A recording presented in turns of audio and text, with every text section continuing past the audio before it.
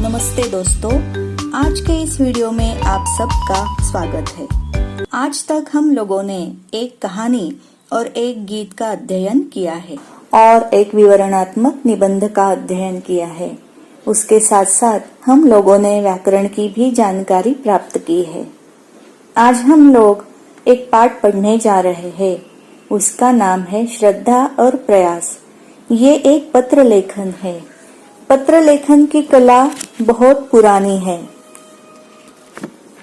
आपको लगेगा कि आजकल तो कोई भी किसी को पत्र नहीं लिखता है, लेकिन फिर भी पत्र एक बहुत ही महत्वपूर्ण साहित्य का अंग है। पत्र तो सभी लिखते थे, पर सामान्य व्यक्तियों और महान व्यक्तियों द्वारा लिखे गए पत्रों में बहुत अंतर होता है। महान व्यक्तियों का जीवन उच्च आदर्शों से परिपूर्ण होता है। वे सामान्य बातों में भी ऐसी बात बता जाते हैं कि जिसका अनुकरण करने के बाद सामान्य व्यक्ति का जीवन सुधर सकता है। बहुत से महान व्यक्तियों के पत्र इतिहास में बड़े ही प्रसिद्ध है, जैसे कि अमेरिका के प्रथम राष्ट्रपति अब्राहम लिंकन ने स्कूल के प्रिंसिपल को लिखा हुआ पत्र, और दूसरे हैं भारत के प्रथम प्रधानमंत्री जवाहरलाल नेहरू जी। उन्होंने अपनी बेटी इंदिरा जी को पत्र लिखे थे। उसके साथ साथ विनोबा भावे जी ने महात्मा गांधी को लिखे गए पत्र, ये भी सारे अमूल्य धरोहर बन गए हैं। इसी प्रकार अनेक महान व्यक्तियों द्वारा लिखे गए पत्रों के संकलन पुस्तक रूप में प्रकाशित है। इन पत्रों से पाठकों को पत्र लेखक के जीवन और उसके समय की परिस्थितियों, घटनाओं आदि की झलक मिल जाती है। तो अब हम अपने पाठ की ओर चलते हैं। पाठ का नाम है श्रद्धा और प्रयास। श्रद्धा का मतलब है विश्वास और प्रयास का मतलब है प्रयत्न। इसके लेखक है काका कालेलकर जी। आपका जन्म 1885 सातारा में हुआ है। मृत्यु 1989 में नई दिल्ली में हुई थी। लेखक का परिचय देखिए। मराठी भाषी होकर भी काका साहब ने हिंदी की सेवा की है और देश विदेश की अपनी यात्राओं के बड़े ही रोचक संस्मरण यानी कि अनुभव लिखे हुए हैं। साथ साथ उन्होंने गांधी जी के विचारों का प्रचार और प्रसार का बड़ा ही महत्वपूर्ण कार्य किया है।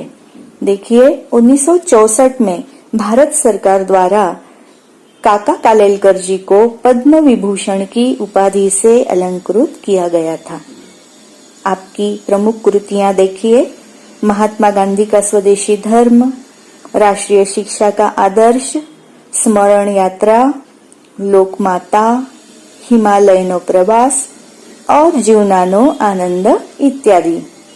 अब गद्य की जानकारी तो आपको प्राप्त हो ही गई है कि हम लोग एक पत्र पढ़ने जा रहे हैं जो काका कालेलकर जी ने अपनी प्यारी बेटी शांति को लिखा हुआ है। को पढ़ने जा रही हूँ। देखिए, चिरंजीव प्यारी पुत्री शांति, तारीख है 21/12/67 का पत्र मिला। इसमें भी अपना कोई विचार, अनुभव या निर्णय नहीं है। एक ही विषय का उल्लेख है। जो कुछ भी हम करें समझबूझ कर करें। यह नसीहत अच्छी है। पूज्य बापूजी भी कहते थे कि मनुष्य का जीवन कर्ममय तो होना चाहिए, किंतु साथ साथ विचार भी हो। बापूजी के जर्मन जू दोस्त कैलनबैक बापूजी से कहते थे, आपके हर एक काम के पीछे स्पष्ट विचार, चिंतन और सिद्धांत की निष्ठा होती है। क्षण क्षण ऐसी नित्य जागरूकता देखकर हम आश्चर्यचकित होते हैं। दूसरा प्रमाण पत्र गांधी जी को पंडित मदन मोहन मालवीय जी की ओर से मिला था। वे बापूजी से कहते थे, कैसा आश्चर्य है कि हम अनेक लोग मिलकर अनेक ढंग से चर्चा करने पर भी जब निर्णय नहीं कर सकते तब आपके पास आते हैं।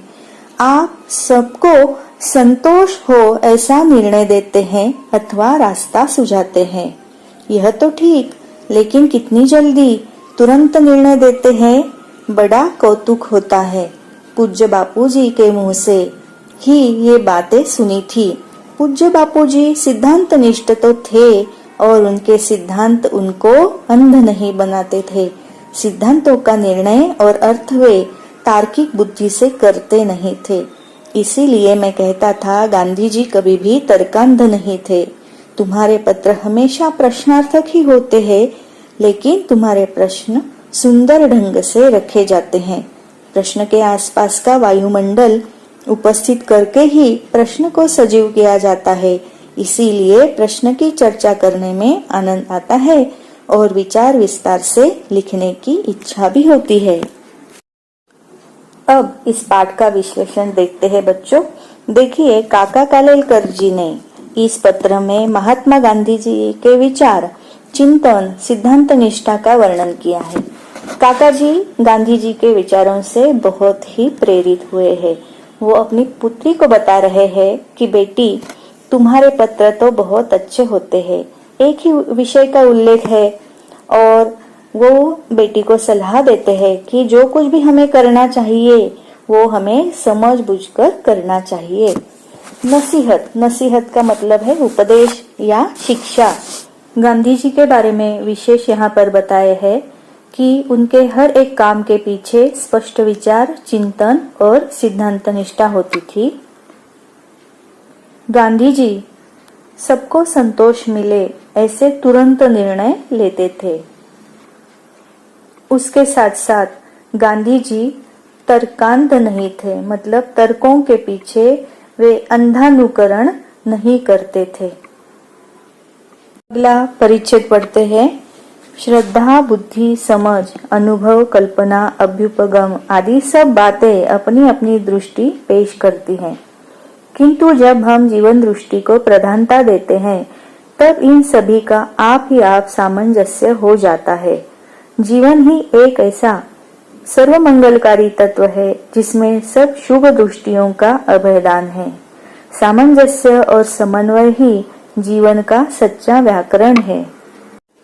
तीसरे परिच्छेद में कालेलकर जी अपनी बेटी को जीवन दृष्टि का महत्व समझाते हैं।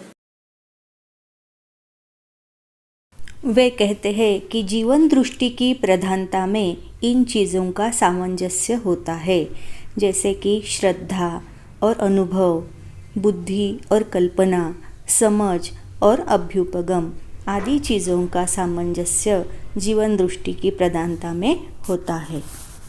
जीवन का व्याकरण सामंजस्य और समन्वय इन बातों पर आधारित है। नए शब्दों के अर्थ देखते हैं।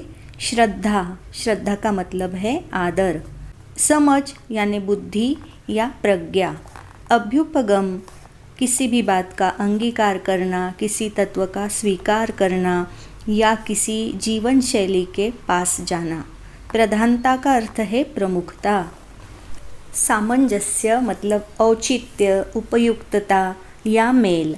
समन्वय का अर्थ है मेल, तालमेल या संयोग। उन्नत का अर्थ है श्रेष्ठ या सभ्य, उच्च कोटि का।